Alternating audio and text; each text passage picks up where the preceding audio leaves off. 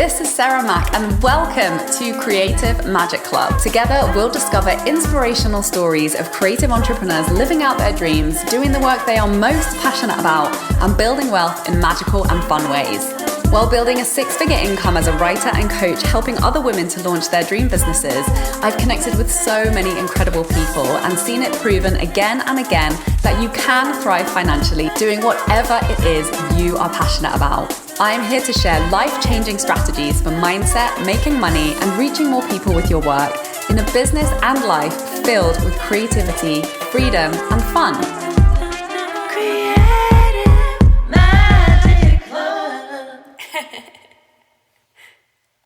Hi everyone, I am super excited to introduce my special guest for today. I have with us Rae Lumagbas, who founded her company, Our Family 2FI, with her husband JJ, which helps immigrants with US financial planning and creating financial independence. Hi Rae, thank you so much for joining us. Hi Sarah, thank you so much for inviting me. I love the opportunity to share my story. Yeah, I'm so excited to chat to you about the amazing work that you're doing. But before we dive in, what is your story? How did you come to founding your company and doing the work that you do today? Yes, so coming here to the US from the Philippines 5 years ago, I didn't really know the financial system here. It's way different than what we have in the Philippines. We file taxes on our own. Health insurance is different. I was told that to live here in the US, you have to have debt, credit to live here. It's just the way of life here. And I just couldn't accept that. I think there is another way.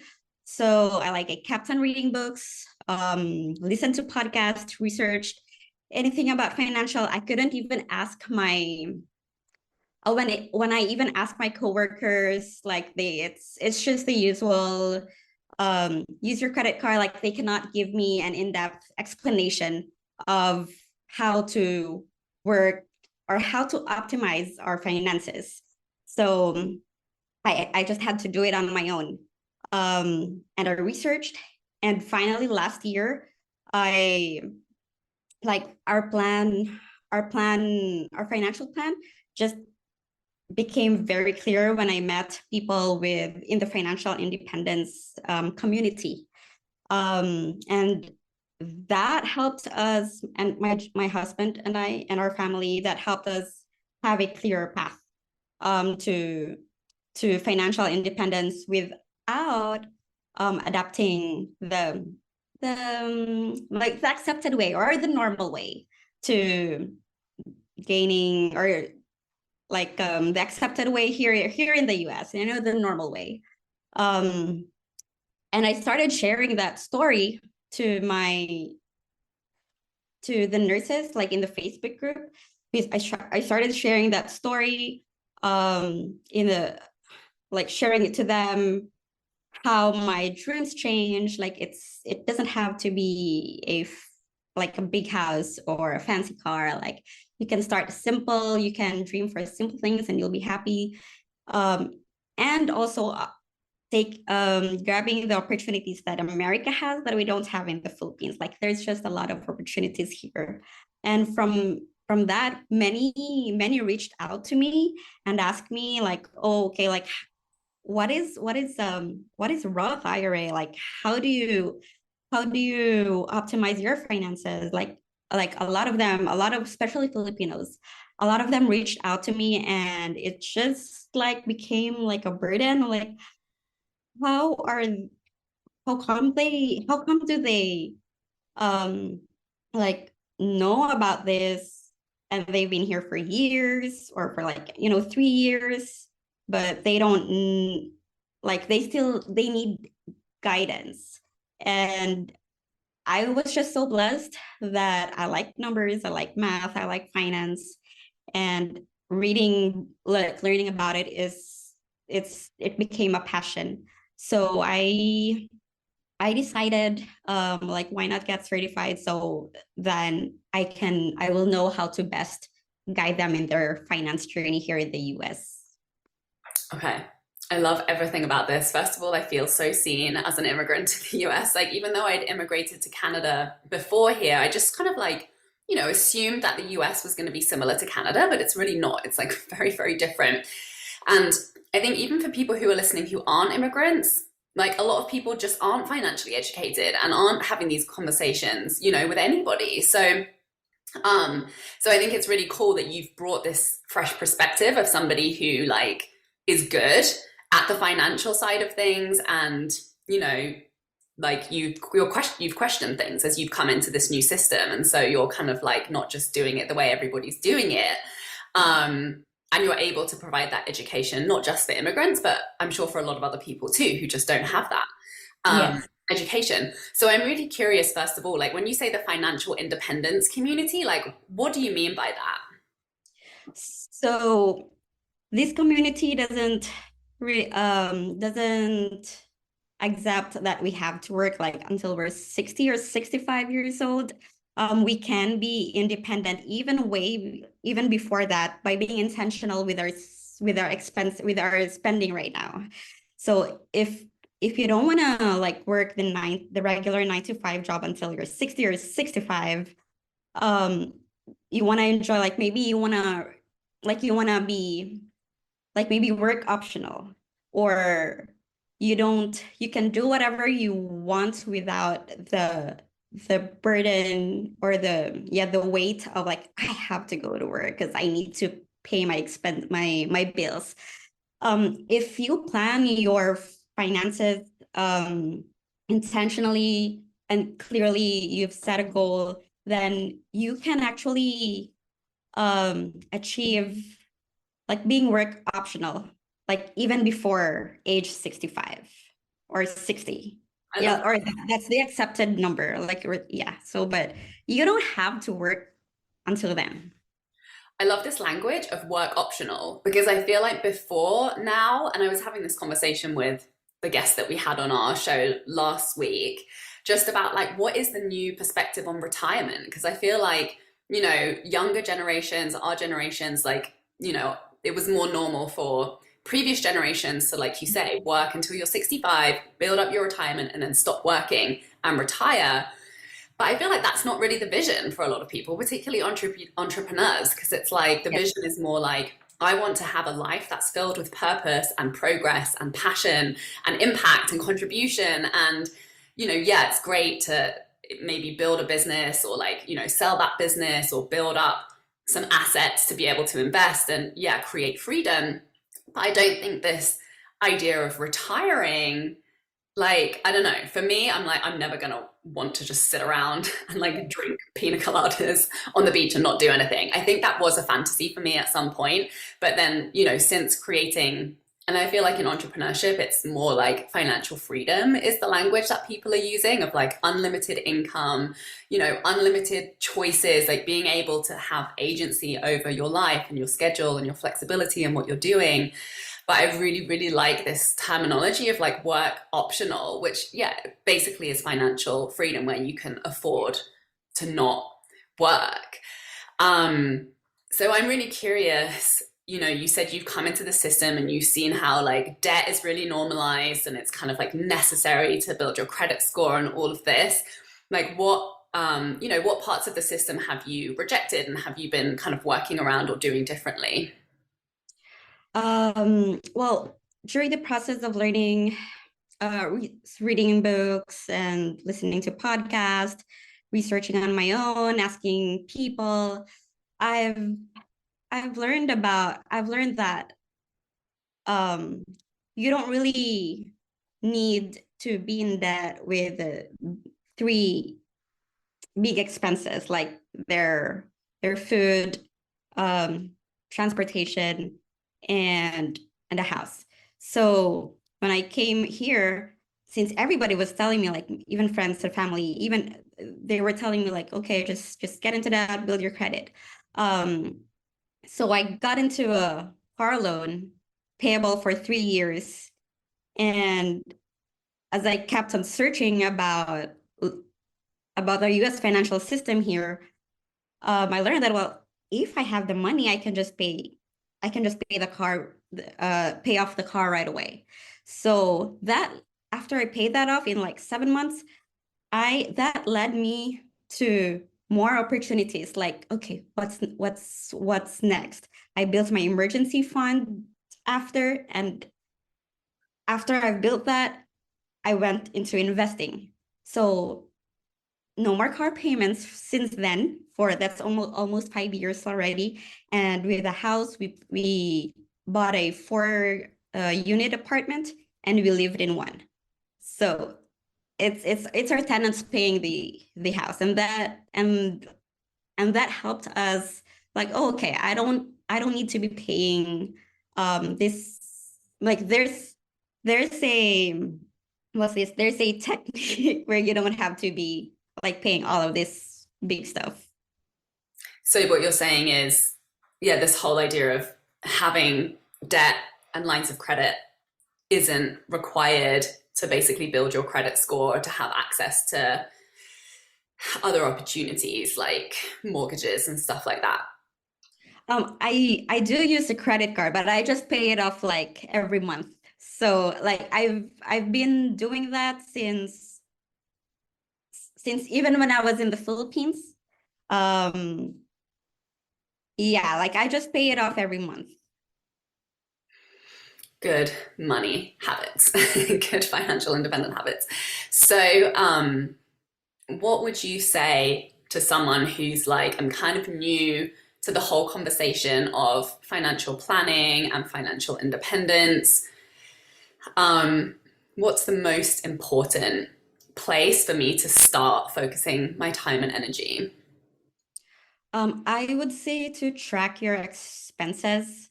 I've learned that people don't really know where their money is going.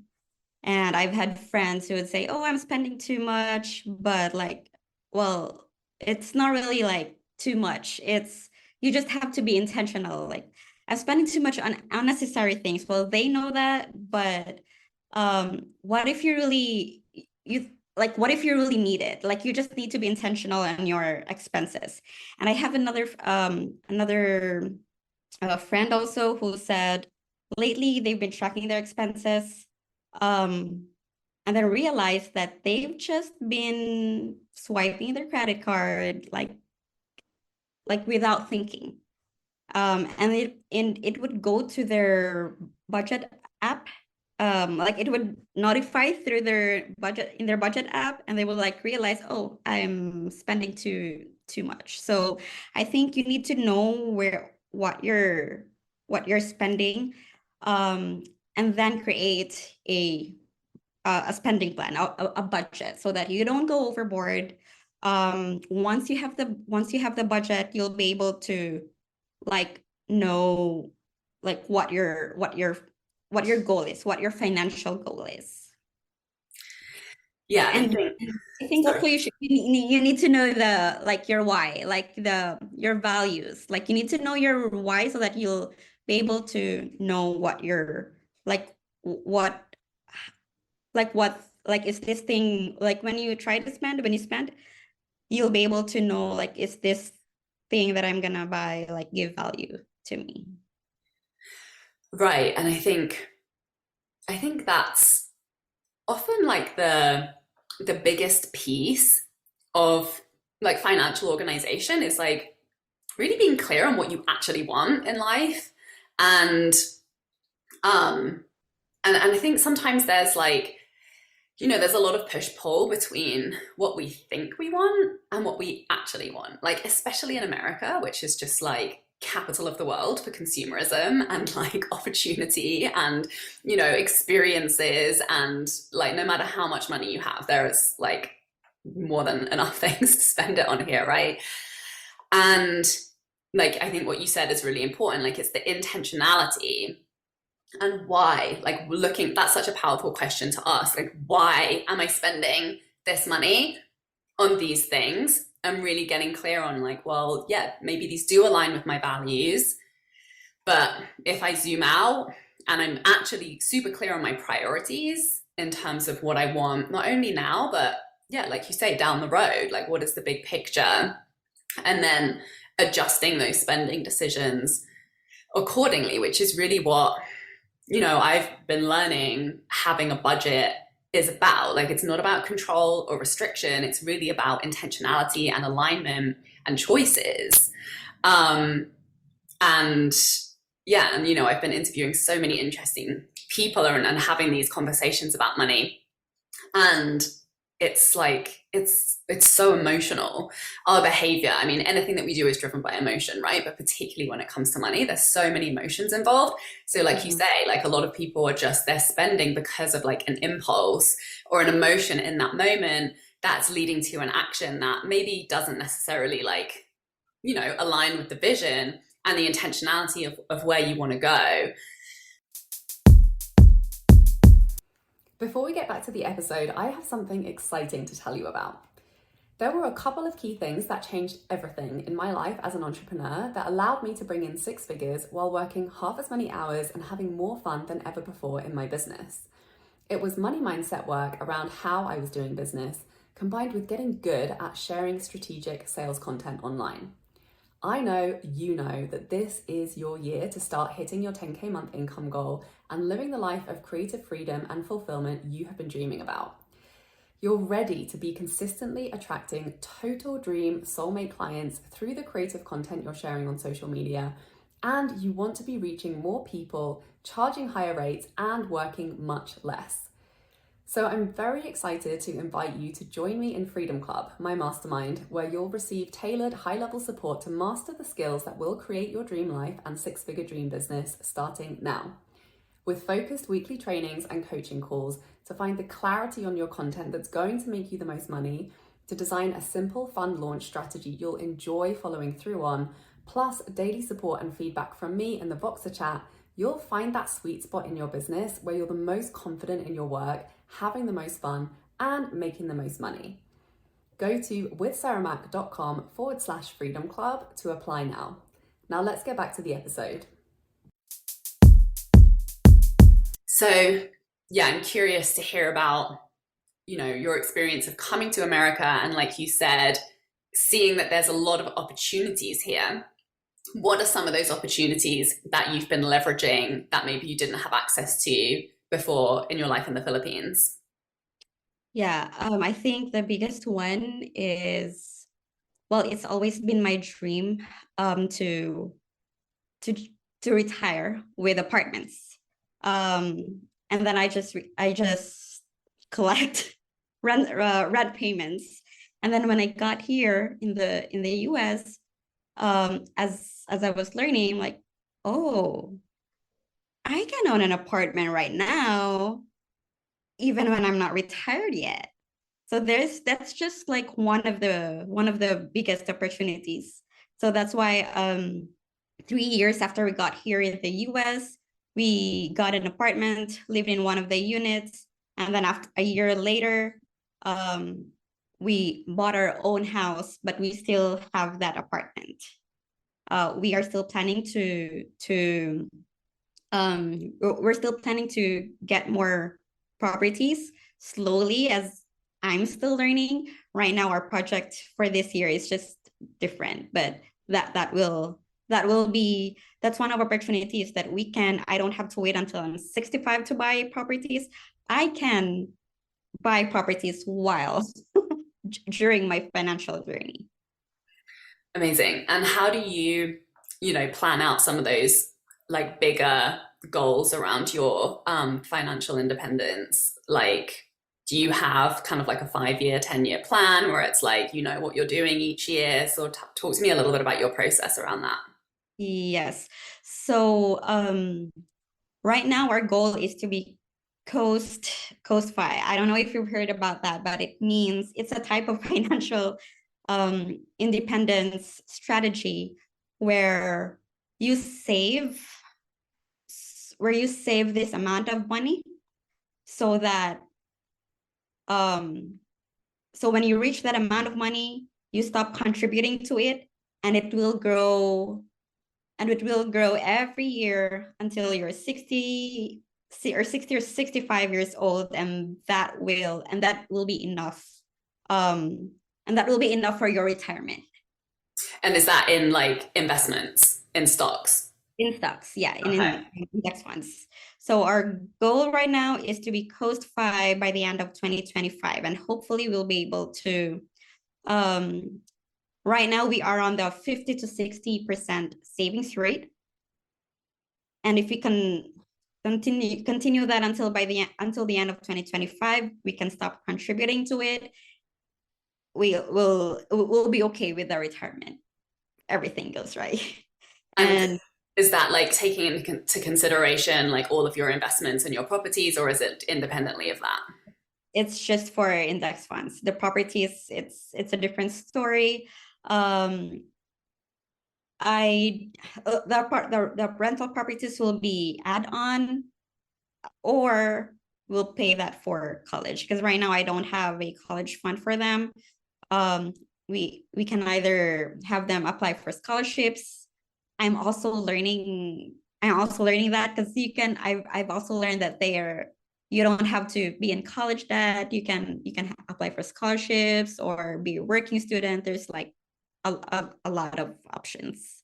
And one of that is to like using a rental property to pay college. Like I don't know, like, but that's just an extra. Yeah, that's so smart. And are you saying that that opportunity was available to you just because like the mortgage lending system here is a lot more like kind of generous than in the Philippines? Oh yes.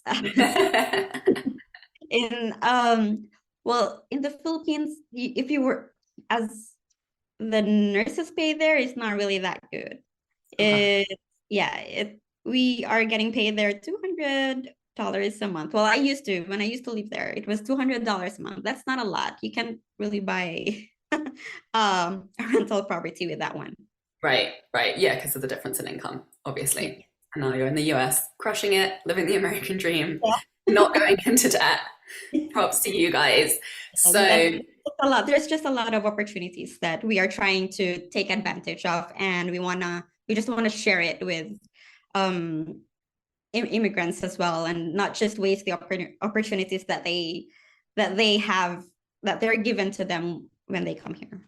totally. And that's what I love the most about immigrants is like when you come to a new country, you feel so lucky to be given that opportunity that you like, it's like a kid in a candy store and you're like, I want to make the most of everything that like I didn't have access before. I want to see everything, I want to do everything, experience everything, like learn about all the opportunities. And yeah, I feel like immigrants as like a group of people are just like very opportunistic, like appreciative, like really dedicated and like ambitious group of people, which obviously America was like founded by adventurous immigrants, right? People who like came seeking opportunity. And yeah, like that's totally the vibe here.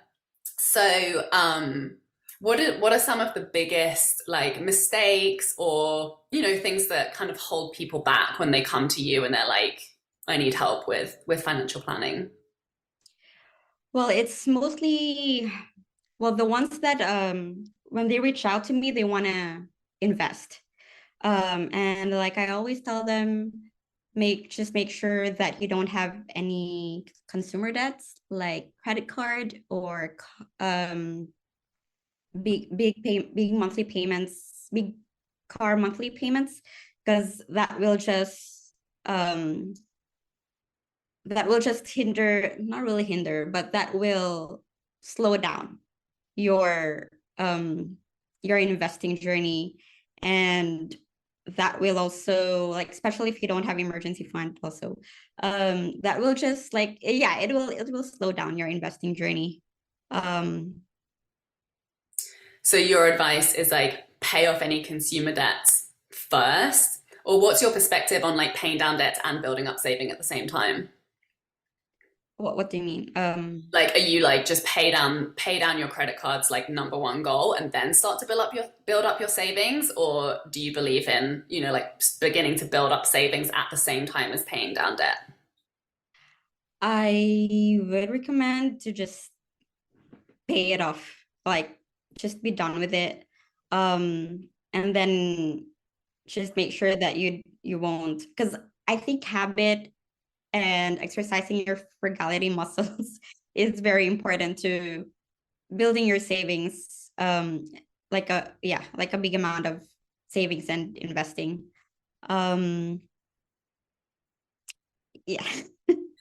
Right, like keeping it simple and just Yeah. knowing kind of what your next milestone is and being super focused on meeting that goal. And then once you've knocked that down, then it's like build up your emergency fund. And then once your emergency fund is built up, then you can start thinking about investing. Yes, it's just simpler like that. I mean, like like it's more of like 80% behavior. Maybe if you like it's more of 80% behavior and only 20% numbers.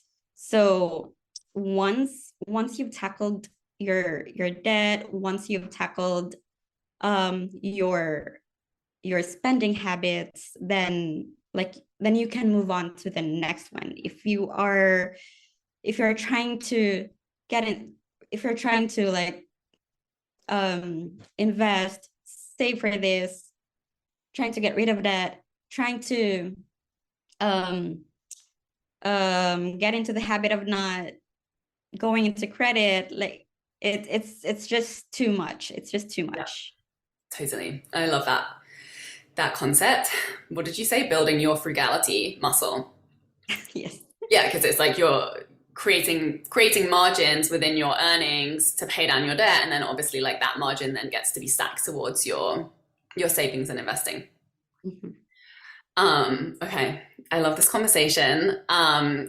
Okay, what is like the main message on your heart? Like, what do you wish more people knew about financial planning? Well, I hope for immigrants to have a right guide to so that they can start their financial journey here in the US. Um, right, right when you don't get into debt, um, build up like not fall into the what do you call that? The Jonases. Yeah, yeah, like trying to keep up with the Trying to keep up Joneses. with Yeah, not to try to keep up with the Joneses, because sometimes immigrants can be like, "Ooh, I can have this right away. I can have this big house right away." But like, you don't have to do that. Like what? Like I hope for immigrants to know their like what they really want, like what they really value, so that they won't waste the opportunity of like coming here. They won't waste the time that they spend on working just to keep up like with what's the normal here.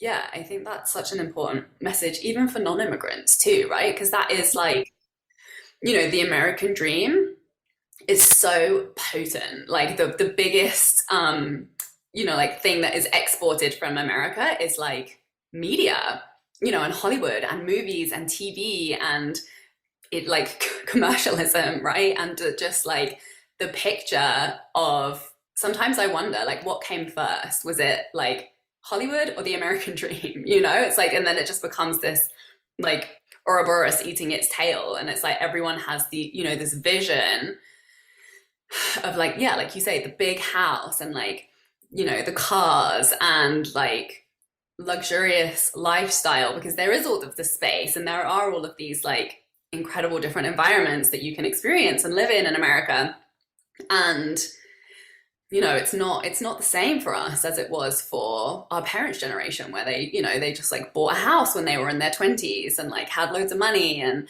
the economy was strong and that's just not our story and um yeah and I think that's something that I think about a lot. I'm like what do I I'm like, I don't even really want to live in a giant house. Like, it's more to take care of. It's like more overhead. Like, I would rather Yeah. have that money to put towards other things that I value, like not having to work so much and travel, and experiences or education or creative projects. And yeah, like it takes work to kind of unplug from the cultural conditioning of like this is what's going to make you happy, which is what a lot of the messaging will tell you, and to get really clear on like actually what is important to me and my family, what really does make us happy, what do we want to, you know, be spending our money on. And like, I love your story that you shared, that you had this vision for when you were, you know, in retirement, and then you were like, oh no, like I can have that now.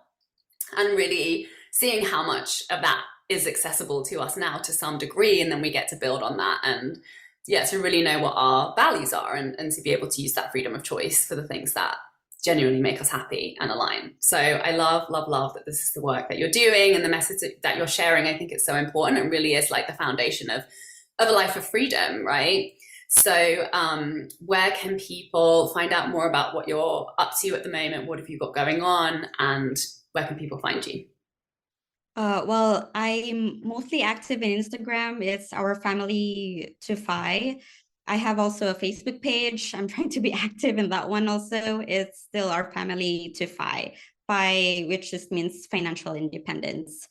I've just started my coaching business is it February? Okay, last month. I've just opened it. So for those who are struggling with their money, who doesn't know, like who don't know like what their goals are, or like what do they do, where they're gonna start, you can go to my page and just DM me, and Amazing. we'll go from there. Awesome. Thank you so much for coming and having this conversation with us today. And thank you everybody for watching. Please share this with anybody who you know could benefit from this episode, and we'll see you next week. Bye. For more inspirational content, head over to my website withsarahmac.com, and please support the show by liking, commenting, and subscribing.